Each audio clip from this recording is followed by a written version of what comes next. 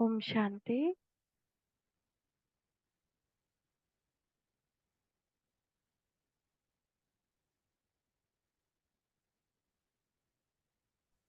हाँ।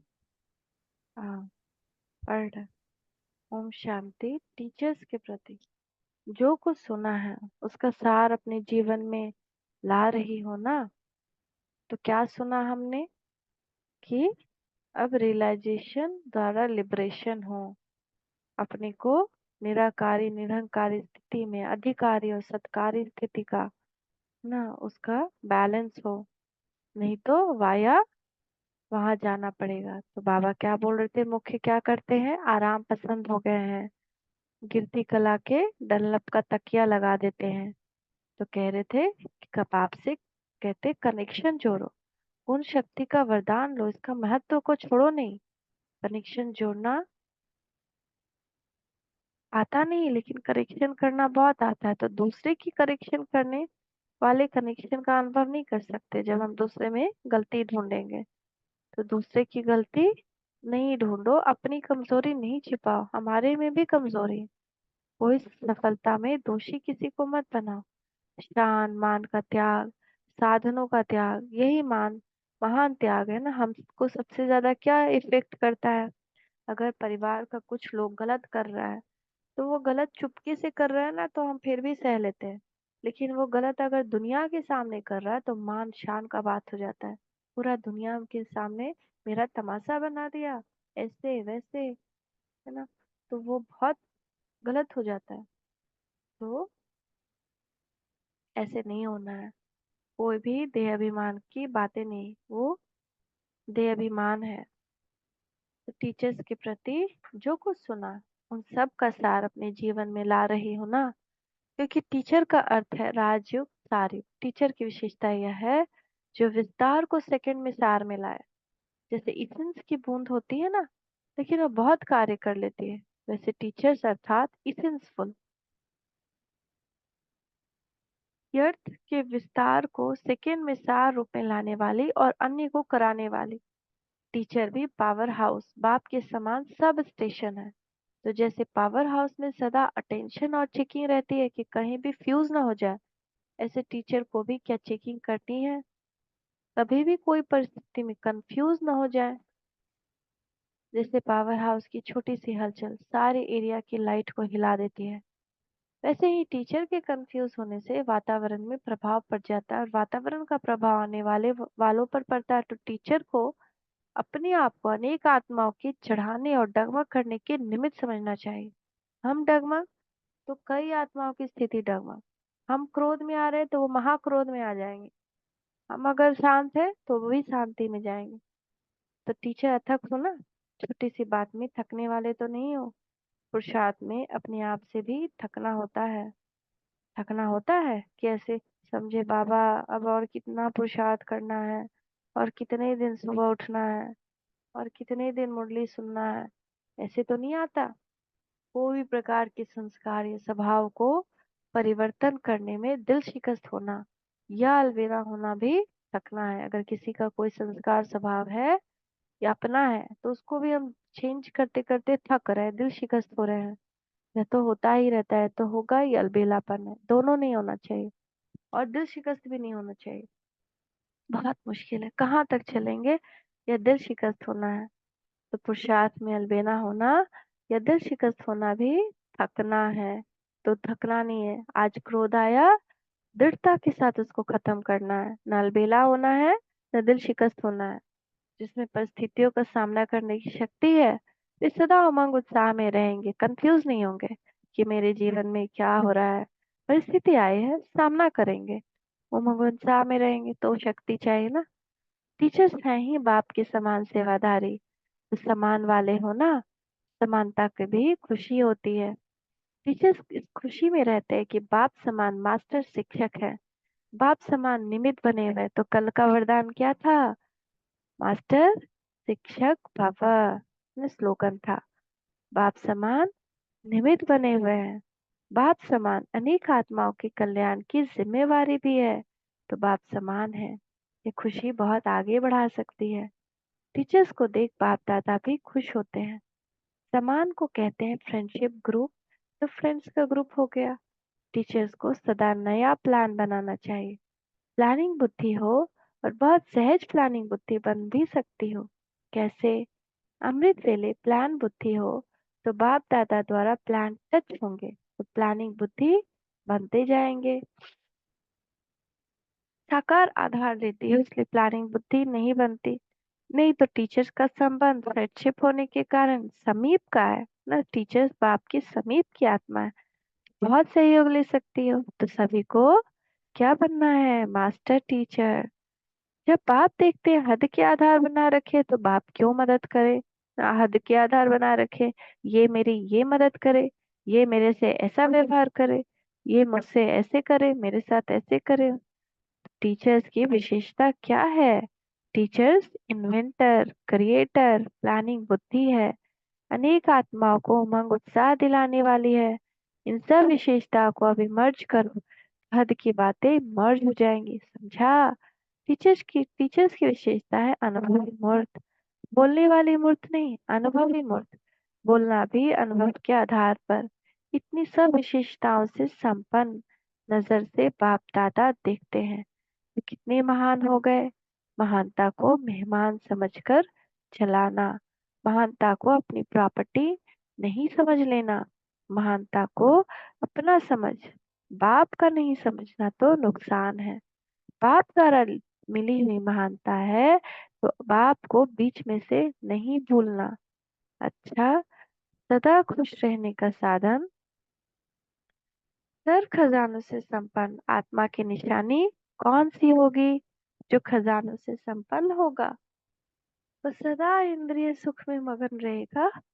उसे बाप और सेवा के सिवाय कुछ भी याद नहीं रहेगा। वह हद की प्रवृत्ति को संभालते हुए ईश्वरीय सेवार्थ अपने को ट्रस्टी समझ करके प्रवृत्ति का कार्य करेगा। उसका हर कर्म श्रीमत प्रमाण होगा। उसमें जरा भी मनमत या परमत मिक्स नहीं करेगा।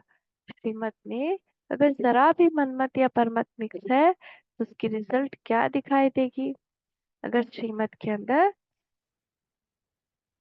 मनमत या परमत मिक्स है तो जैसे शुद्ध चीज में कोई अशुद्ध चीज मिक्स हो जाती है, कोई ना कोई नुकसान हो जाता है। ऐसे यहाँ भी श्रीमत में मनमत या परमत मिक्स होती है तो सेवा से जो प्राप्ति होनी चाहिए वह नहीं होती। खुशी, सफलता, शक्ति का अनुभव भी नहीं होगा। श्रीमत की रिजल्ट है सफलता अर्थात सर प्राप्ति। यह अनुभव भी करते होंगे कि किसी किसी समय मेहनत बहुत करते हो लेकिन सफलता कम मिलती है, अनुभव कम होता है। कभी मेहनत कम, पुरुषार्थ कम होते हुए भी प्राप्ति ज्यादा होती है। इसका अर्थ यथार्थ और मिक्स। तो यह सूक्ष्म चेकिंग करो। क्या सूक्ष्म चेकिंग करना है कि अपनी मनमत तो नहीं मिक्स कर देते हैं? तो मनमत बहुत सूक्ष्म है।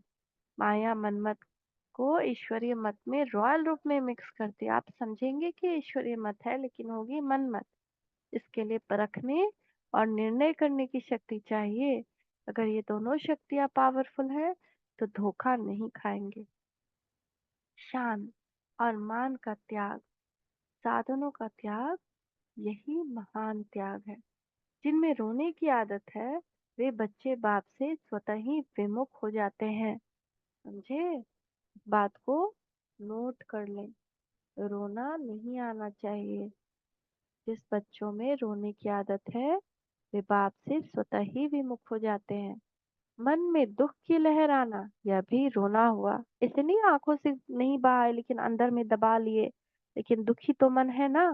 तो मन में दुख की लहर आना भी रोना हुआ। हमको बाप मिला, अब और क्या चाहिए? तो रोने वाले को बाप की प्राप्ति वाला नहीं कहा जाएगा। जब बाप से संबंध से वंचित होता है तब दुख की लहर आती, यानी बाप के संबंध को अनुभव नहीं किया, बाप से योग नहीं लगाया, बाप का प्रेम नहीं पाया तो रोना अर्थात बाप से नाता तोड़ना, बाप से अपना मुख मोड़ लेना। जब कोई रोता है तो देखा होगा किसके आगे मुख नहीं करेगा, छिपाएगा जरूर। तो जैसे स्थूल रोने से स्वतः मुख छिपाया जाता है तो मन से रोने से भी बाप से विमुख स्वतः हो जाते हैं ना। जब रो रहे हैं तो जिसके कारण भी रो रहे हैं उसको भी नहीं दिखाएंगे, बार बार छुपा लेंगे। क्या हुआ? क्या? तो बाप की ओर पीठ हो जाती है। कभी दुख की लहर संकल्प में भी नहीं आना चाहिए। सुखदाता के बच्चे और दुख की लहर हो, ये सोता नहीं। मूड ऑफ करना भी मुख से रोना है। तो मूड ऑफ करते हो? कोई कभी कोई सर्विस का चांस कम मिला तो मूड ऑफ नहीं होती ना? थक और आलस से रहित अपने को समझते हो? आलस्य सिर्फ सोने का नहीं होता। अथक का अर्थ है जिसमें आलस्य नहीं हो। तो सदा अथक ही रहना, अर्थात सदा बाप के सम्मुख रहना, तो सदा खुश रहेंगे। यानी योग करने में जो हम देरी दिखाते हैं, नहीं करते, वो आलस्यपन है। यानी बाप को सामने रखना आलस्यपन। थक रहे हैं, कैसे मेहनत करें, बार बार बुद्धि देहधारी में जा रही है, वहां की बातें सुनना अच्छा लग रहा है, वो उससे दूर होने का पुरुषार्थ नहीं कर रहे, थक जा रहे हैं, उसमें आराम से पसर जा रहे हैं ना, बुद्धि को पसार दिए, पसर गए। आहा। और समेट कर, बुद्धि को समेट कर एक बाप पे एकाग्र करना मुश्किल हो रहा है, इसमें थक जाते हैं, यही आलस्य है। फास्ट स्पीड वाले किसी भी समस्या में रुकेंगे नहीं, समस्या रोकने की कोशिश करेंगे लेकिन वो जंप देकर निकल जाएंगे ना। समस्या रोकने की कोशिश करेंगे लेकिन वो जंप देकर निकल जाएंगे। अरे करो जितना करना है भैया, तुम्हारा रोल ही यही है। हम जंप करके आगे निकल गए। समस्याओं की सोच में समय नहीं गवाएंगे। फास्ट स्पीड अर्थात जो बाप ने कहा वो किया। दूर से ही अनुभव होगा कि यह कोई अलौकिक व्यक्ति है। शक्ति खुशी प्राप्त करने का आधार है श्रेष्ठ कर्म। श्रेष्ठ कर्म तब होते हैं जब कर्म और योग दोनों साथ हो। बाप की याद में किया हुआ कर्म ही श्रेष्ठ है। भले ही वो कर्म साधारण हो, लेकिन बाप की याद उसमें मिक्स कर दो तो वो असाधारण श्रेष्ठ कर्म हो जाता है। तो दोनों साथ साथ हो, सदैव चेक करो। कर्म करते भी योगी हैं, अपने को आत्मा देख रहे हैं, और आत्मा देख रहे हैं तो परमात्मा याद रहेगा। बार बार एक दूसरे को याद दिलाते रहे, शिव बाबा याद है। कर्म करते योग भूलता नहीं। रोटी बना रहे हैं तो मैं सलोनी साजन की तरह उनकी जैसे गोल गोल, जैसे वो बिंदु वैसे मैं गोल गोल रोटी बना रही, ऐसे भूलना नहीं। जैसे आत्मा शरीर साथ साथ है, अलग हो जाए तो मुर्दा, ऐसे बगैर कर्म के योग नहीं, तो वे कर्म बेकार हो जाते हैं। बंधन डालने वाली आत्मा भी पुरुषार्थ में सहयोगी है। ऐसे नहीं सोचे ये बंधन है, ऐसे आत्मा करती है, ये हमको पुरुषार्थ नहीं करने देती, नहीं, वो सहयोगी है, क्योंकि वो आपको और अंदर से क्या ऊर्जा दिलाएगी कि बाबा बाबा बाबा कैसे आऊं तुम्हारे पास। तो बंधन से और ही अधिक इच्छा बढ़ती है तो बंधन, बंधन नहीं लेकिन सहयोग हुआ ना। तो अगर सहयोग की दृष्टि से देखो तो मजा आएगा, बहुत मजा आएगा। बंधन को बंधन की दृष्टि से देखेंगे तो कमजोर बन जाएंगे।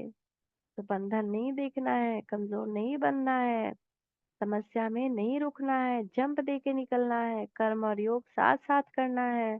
योग का आलस्य नहीं हो, मूड ऑफ नहीं हो, दुख की लहर नहीं आए, रोना नहीं आए। रोना आना यानी दुख का लहर, मूड ऑफ भी होना यानी बाप से विमुख हो जाना। शान मान त्याग, साधनों का त्याग, यही महान त्याग है। मनमत नहीं मिक्स हो, अपने को ट्रस्टी बनकर समझना है, अपने को खजानों से संपन्न रखना है। टीचर बनना है, मास्टर विश्व टीचर बनना है ना, जिसमें दिल शिकस्त नहीं होना, अलबेलापन नहीं आना, परिस्थिति से का सामना करना, सेवाधारी होना, प्लानिंग बुद्धि होना, अथक होना, कंफ्यूज नहीं होना, पावर हाउस रहना, इसेंसफुल रहना। तो ऐसे प्यारे प्यारे बाप दादा को का हम बच्चों का याद प्यार। Good morning. शुक्रिया पापा, शुक्रिया। ओम शांति।